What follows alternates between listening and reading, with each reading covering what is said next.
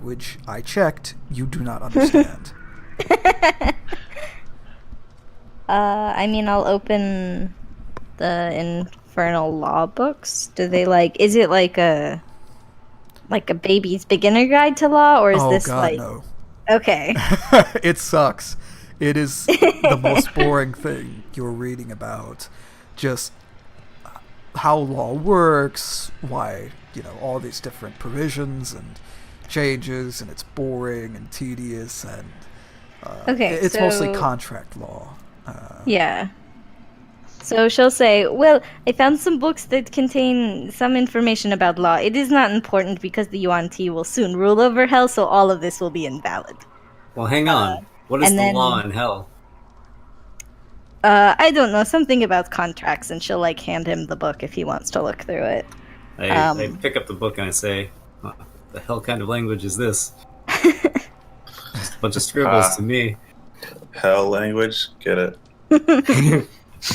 I keep saying hell like not intended. Jesus. It's written right there. Can you not read? Oh, did they not teach you how to read? They didn't teach Z either. I mean, not in this language. Chad says he kind of knocks on the book. I know how to read. It just takes me a while. You said a page falls out? A few pages, yes. I pick These them are up. halfway falling apart. And they say, "You sure you can't just read over these and tell me what's in it? I'm just very curious about the law in this world." Yeah, can I just give him the gist of what the pages say, Sure. not read them word for A word? general gist is that Yeah. essentially each layer of hell is under the jurisdiction of an archdevil. Each archdevil makes their own law for that specific layer. Once you're in that layer, no matter what you did in the previous layer, the law that the layer you're on applies. So if something is legal somewhere and you commit a crime and then you walk over and it's not legal there, or it is legal or whatever, it wouldn't apply. You can't be punished. So it's the opposite of committing a crime and then driving from the highway to another state, right? Yeah. Essentially, it's just whatever layer you're on, that's the rules that apply, and no matter what you've done in the past, that's what applies. So if two layers have the same law and you break that law and then move to the next layer, you could be punished, but otherwise, no. Another thing you discover and you sort of make known, Nettle, is that there is one sort of law, or one sort of set of laws that overrides everything else. And these are Asmodeus' law, or the more colloquially known as just the law of hell. And no matter what anyone says, Asmodeus' law is final and overarching. And usually, committing a sort of breaking one of these laws is immediate death where you stand. It is sort of so powerful and so far-reaching that by breaking it, you are just turned to ash immediately. It would be important to know what these laws are then. I, for one, wouldn't want to be turned into ash. Sure. This book is not complete, mostly due to being halfway burnt, but the most you can make out is one of the main things: breaking a contract if you are a fiend that has sworn yourself to Asmodeus, so all devils in hell. If you break a contract, you are turned to ash, and your soul is completely eliminated, with all of your power and possessions passing on to the individual who, the victim of you breaking your contract, essentially, or the opposing party. Right. Interesting. Well, that was very informative. Thank you, Nettle. Well, it's not very important because, like I said, it will soon be ruled by Yuan Ti. And for us, if you break any rules, you simply become our captured prisoner. So, What makes you think you can take on Asmodeus anyway? Isn't he like the big bad guy here? Do you have a plan? My plan is that I have a god who is named Seth, who is the best. I don't know if I've mentioned him yet, but and she'll just start going. As you start going, Chad kind of turns away. Yeah, the rest of will walk out of the room. She'll like follow them still. Gran, you run into, as you hop out, you run into one of the souls from earlier, and you sort of look past them. She looks like she found some scraps of clothing. You look past her and you see the others, and they're all settling in. They're trying to get what they can, and they're making a little camp around the old camp and the old campfire. I'll look at her and say, "What are you doing?" Well, we don't have much else to do, or you know, well, what we can think to do. Get comfortable. I mean, it's better to be in here, right, than out there. Well, I don't think following us is a good idea. That's all. But you're armed. You have stuff, and you seem to know where to go. We're actually just searching for the Bronze Citadel.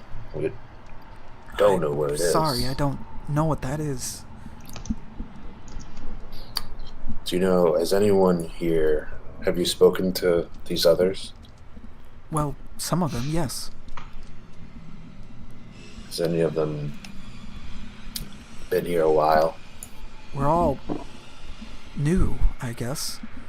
I spent ages in that river, just punching and clawing and kicking, and my husband, he floated down to the bottom. I haven't seen him yet. I didn't see him ever again once he went all the way below. And these people, I didn't see those people in the river. Most of the people that were around me are gone. I don't know where they went. Alright, well, I guess settle down here. And we're a little busy, though. Looking around. Right. No, we're just gonna try and make this place more comfortable, I guess. Are any of them children? Yes, there are 2 children among them. A boy and a girl. I'll look at Chad like, oh god. Chad's kind of like looking away from them. You're gonna probably have to ignore them. I know it's probably hard for you, but these guys will slow us down. I suppose so. And I don't know how many people this Ankh will cover.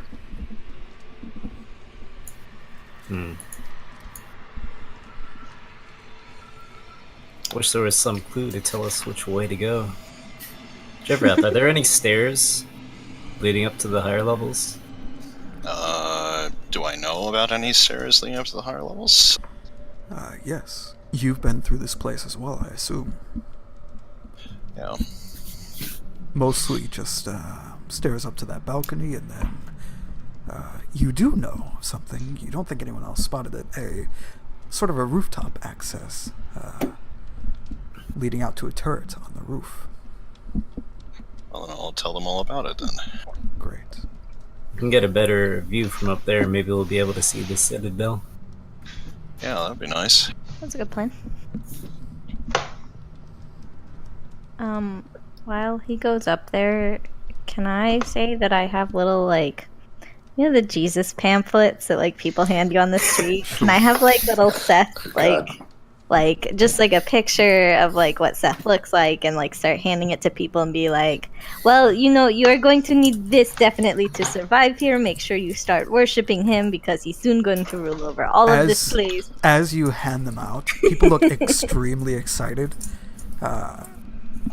But as soon as you kind of step back and you're giving your spiel, you see they're all piling the pamphlets into the camp the middle of the stone ring, and someone else has 2 rocks and they're banging them together, and another person is thanking you, saying, "Oh, this is going to be perfect." Honestly, Nettle. I will. Sorry, go I'll ahead. firebolt the paper for them. They all look very grateful as a fire sort of starts.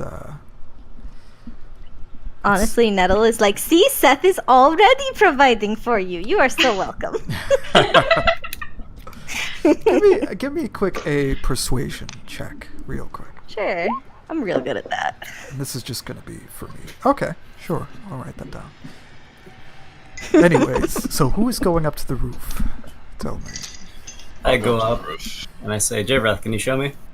Yeah, I'll show everybody where the roof is. So Chad and Jevrath, you both go into that turret onto the roof. By now, you've spent about, let's say, an hour in this place, in this ruin, and you notice it's getting dark out, or darker. You think you see a moon through the red and orange clouds above, but it's very hard to tell. The land itself is getting cool, very cool, in fact, almost freezing. The only warmth seems to be coming from those pools of lava down below, but they're already sort of hardening over and turning to just lava rock, dried magma. As you two stand up there, you see... Let's see if I have it here. Ah, here we go. During your time up here, you would see both the several volcanoes in the background, or in the far, far distance, going off, and lava exploding and raining down on the things below. But something else would become clear as one of these volcanoes go off. There's this huge structure in the distance. Massive, massive, massive. The only way you can pick it out of the background is because a volcano seems to have gone off behind it, illuminating it against the rest of the dark. It is enormous. It appears to be a tower of some sort. But as you sort of stare, you can just make out skulls, as if it is some sort of giant pillar of skulls. And just as you're staring at this, you notice below a massive, humongous parade of demons and devils and other monsters, specifically devils. And they are marching towards this pillar in step, this sort of horde of wretched creatures. Now, they're several miles out, and they're going away from you guys. So the most you're really doing, instead of freaking out, is just watching them. Yep, tight-lipped, narrowing my eyes to see what they're actually doing. This is a tower of skulls, right? It's not made of metal or brass or anything. No, just a huge pillar of skulls.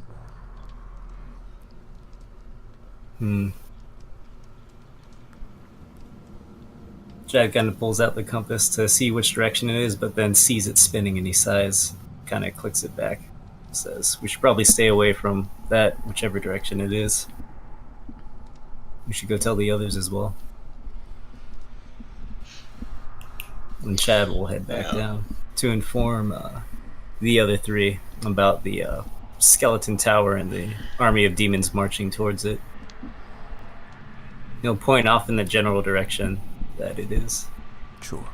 Since he can't say northeast or whatever. It's hard. It's very hard to hear directions. Moonward? Moonward, So didn't, right as we left, didn't the imp say we had to, cross some plains or something like that? Yes. So,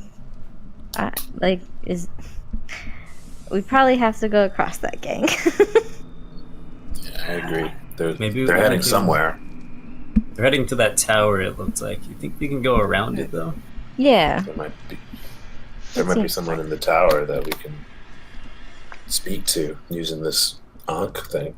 I'm not comfortable with walking straight into an army of demons and devils. Or not, just devils, right? There Just are no devils. demons around here. Yeah. That's also hard. Yeah, I'm feeling going around the tower. It's getting dark right now. I think we should camp out